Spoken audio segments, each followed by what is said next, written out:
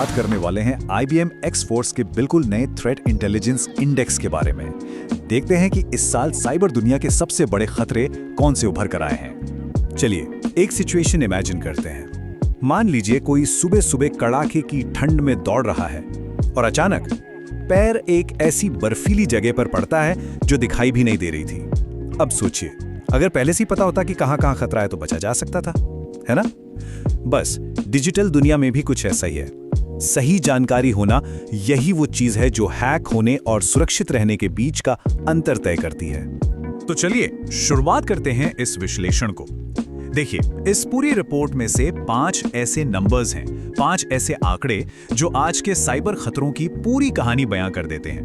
पहला नंबर है 44%, दूसरा नंबर 40,000, इसके बाद आता है 56%, चौथा आंकड़ा 4 गुना और आखिरी में 49%। तो ये सब जो नंबर्स हैं 44%, 40,000, आखिर इनका मतलब क्या है? ये सब मिलकर क्या कहानी बता रहे हैं? चलिए अब एक एक करके इस पहेली के टुकड़ों को जोड़ते हैं। तो सबसे पहले बात करते हैं उन पहले 3 नंबर्स की। इनकी कहानी जुड़ी है सिस्टम की कमजोरियों से, मतलब वो वल्नरेबिलिटीज जो अटैकर्स के लिए एक खुले दरवाजे की तरह काम करती हैं। जो पहला नंबर था 44%, वो दिखाता है कि वल्नरेबिलिटीज का फायदा उठाकर होने वाले अटैक्स में कितनी तेजी से उछाल आया है। और इसकी वजह है हमारा दूसरा नंबर 40,000। जी हाँ, पिछले साल लगभग 40,000 नई कमजोरियां सामने आईं, जो कि उससे पिछले साल से 13,000 ज्यादा हैं। मतलब ये ट्रेंड काफी तेजी से बढ़ रहा है। और अब आता है वो 56% वाला आंकड़ा। ये और भी ज्यादा चौंकाने वाला है। इसका मतलब ये है कि जितनी भी वल्नरेबिलिटीज ट्रैक की गईं, उनमें से आधे से ज्यादा 56% ऐसी थीं जिन्हें एक्सप्लॉइट करने के लिए किसी तरह के ऑथेंटिकेशन की जरूरत ही नहीं थी। मतलब कोई भी सीधे सिस्टम में घुस सकता है। और पता है सबसे चिंता की बात क्या है? ऐसा लगातार तीसरे साल हो रहा है। मतलब ये कोई एक बार की बात नहीं, बल्कि एक खतरनाक पैटर्न बन चुका है। अब जरा एक अटैकर के पॉइंट ऑफ व्यू से सोचिए। न कोई फिशिंग ईमेल बनाना है, न किसी का पासवर्ड चुराना है, और ना ही किसी मल्टी फैक्टर ऑथेंटिकेशन को तोड़ने का झंझट। बस दरवाजा खुला मिला और सीधे अंदर। और तो और जब हमला इतना आसान होता है तो पीछे डिजिटल सबूत भी बहुत कम छूटते हैं। इससे उन्हें पकड़ना और भी मुश्किल हो जाता है। इसका एक क्लासिक एग्जाम्पल हाल ही में एक पॉपुलर ऐप सर्वर में देखने को मिला। वो बिना ऑथेंटिकेशन के यूजर्स को फाइलें अपलोड करने दे रहा था। इससे क्या हुआ? इससे रिमोट कोड एग्जीक्यूशन का रास्ता खुल गया। ये सुनने में टेक्निकल लगता है, पर इसका मतलब बहुत सीधा है। अटैकर अपनी मर्जी का कोड किसी भी सिस्टम पर भेज सकता है और वो सिस्टम उसे चला देगा बिना पूछे, बिना इजाजत के। ये समझिए कि सिस्टम का पूरा कंट्रोल अटैकर के हाथ में चला गया। तो ये तो थी कहानी हमारे पहले 3 नंबर्स की। अब आगे बढ़ते हैं और देखते हैं कि अटैकर्स अपनी चालें कैसे बदल रहे हैं, और ये हमें पता चलेगा हमारे बचे हुए 2 नंबर से। याद है वो 4x वाला आंकड़ा? वो दिखाता है कि पिछले 5 सालों में सप्लाई चेन और थर्ड पार्टी कॉम्प्रोमाइज में 4 गुना की बढ़ोतरी हुई है।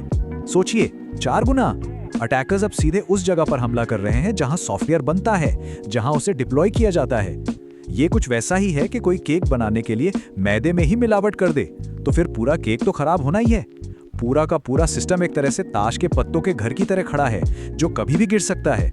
एक और बहुत ही इंटरेस्टिंग ट्रेंड जो देखने को मिल रहा है वो है TTPs का ओवरलैप। TTPs मतलब टैक्टिक्स, टेक्निक्स और प्रोसीजर्स।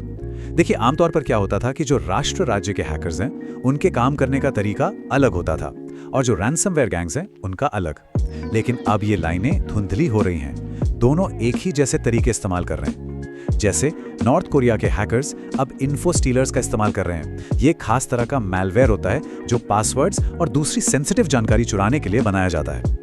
और अब आते हैं हमारे आखिरी नंबर पर, 49%। ये क्या है? ये है रैंसमवेयर ग्रुप्स में हुई बढ़ोतरी। सिर्फ 1 साल में 49%। ये बहुत बड़ी छलांग है, और ये ग्रोथ आ रही है छोटे नए ऑपरेटर्स से। ये लोग छोटे मोटे कैंपेन चलाते हैं और फिर गायब हो जाते हैं, जिससे इन्हें पकड़ना बड़े ग्रुप्स के मुकाबले कहीं ज्यादा मुश्किल होता है।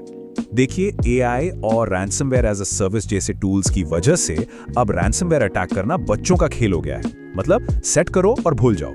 AI की मदद से तो ये अटैक्स अब और भी ऑटोमेटिक और असरदार हो गए हैं।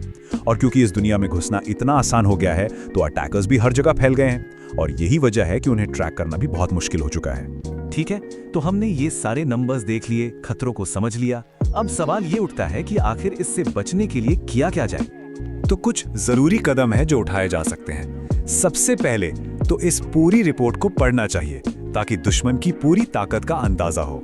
दूसरा, आइडेंटिटी को क्रिटिकल इंफ्रास्ट्रक्चर की तरह ट्रीट करना होगा, मतलब मल्टी फैक्टर ऑथेंटिकेशन और पास कीज जैसी चीजें अब ऑप्शनल नहीं, जरूरी हैं। तीसरा, एआई के लिए मजबूत गवर्नेंस और सिक्योरिटी पॉलिसीज लागू करनी होंगी। और आखिर में अपनी कमजोरियों को लगातार ढूंढते रहना होगा और उन्हें टेस्ट करते रहना होगा। रेगुलर कोड रिव्यू और पेनिट्रेशन टेस्टिंग बहुत जरूरी है। और अंत में बस एक बात याद रखने वाली है, अगर कोई अपनी सिक्योरिटी से पूरी तरह से संतुष्ट है तो यकीन मानिए हैकर्स भी उससे बहुत संतुष्ट हैं।